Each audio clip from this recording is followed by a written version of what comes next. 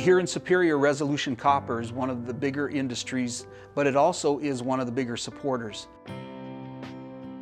The support that they're providing directly is financial right now for some of those programs like STEM.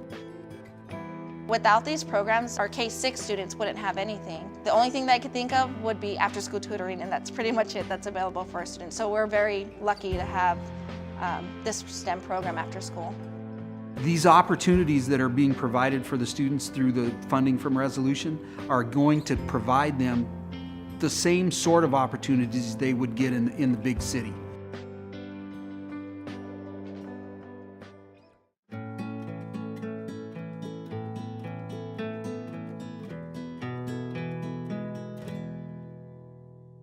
Resolution Copper has been funding this program, the Nature Club, for 10 years now. I have actually done it for about 5 of those years, and it's been absolutely spectacular.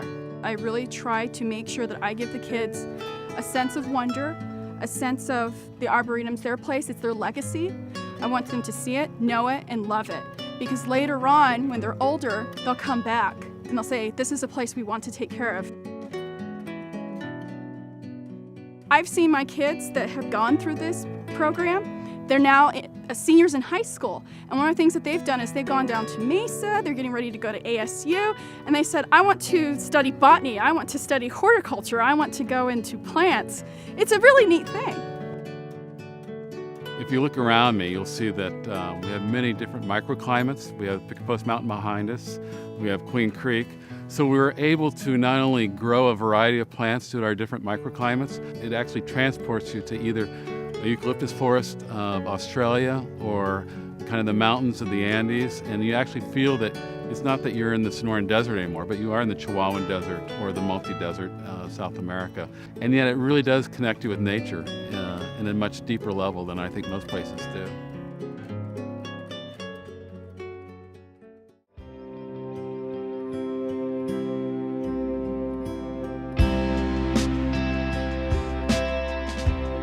We actually got a grant through Arizona Networks, and alongside with Resolution Copper, it's really going to open up the kids' eyes.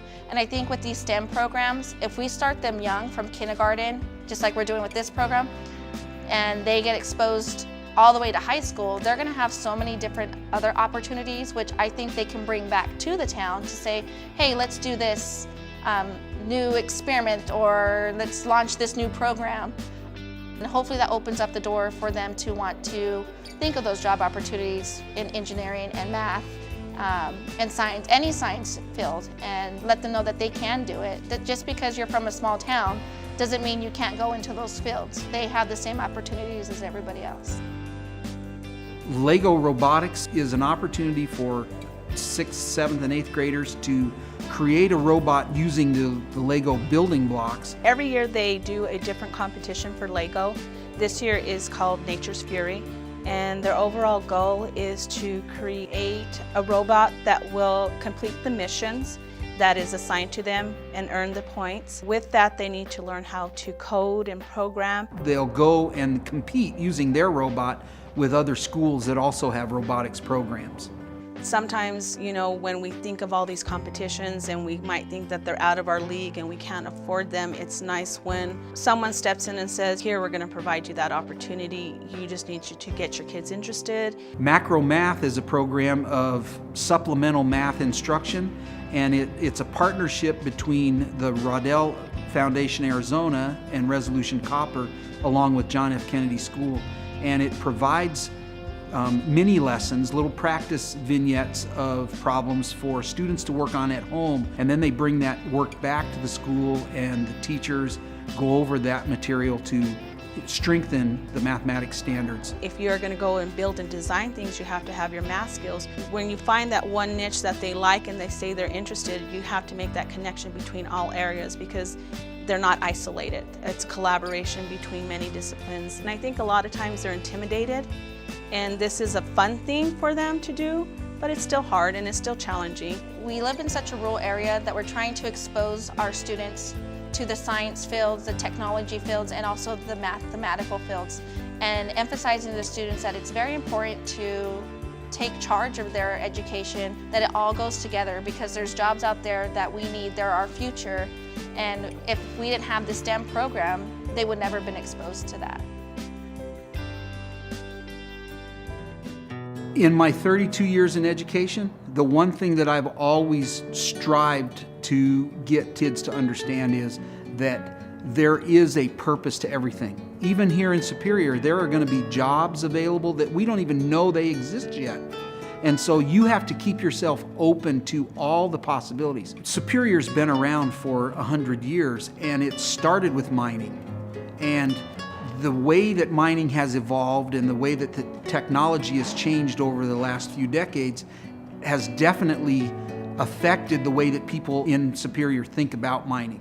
When Resolution gets online and their project is up and running, the technology that they're using is going to be stuff that we don't even have familiarity with.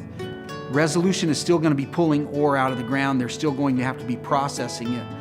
The methods that they're going to be using are going to be more technologically advanced than our students' grandparents are familiar with, that even their parents are familiar with. And so what we're striving for in the school is students who can adapt and students that can learn new technologies and new approaches so that they can be part of that successful workforce down the road. One of the interesting phenomena that I've kind of heard for years and years and years teaching in small towns is once kids hit maybe 10th or 11th grade, they're talking about how they can't wait until they're old enough or they're graduated and they can leave town. They don't want to stick around because there's nothing here for them. But it was always amazing the high percentage of those kids that just 3, 4, 5 years later are coming back to the community. They have gone away and they've gotten their education and they want to come back and help support the community as it continues to grow and thrive. Here at Boyce Thompson Arboretum, we have a larger impact than just within our borders as well. So based on Resolution's Q, we've really thought about how we could better impact our community.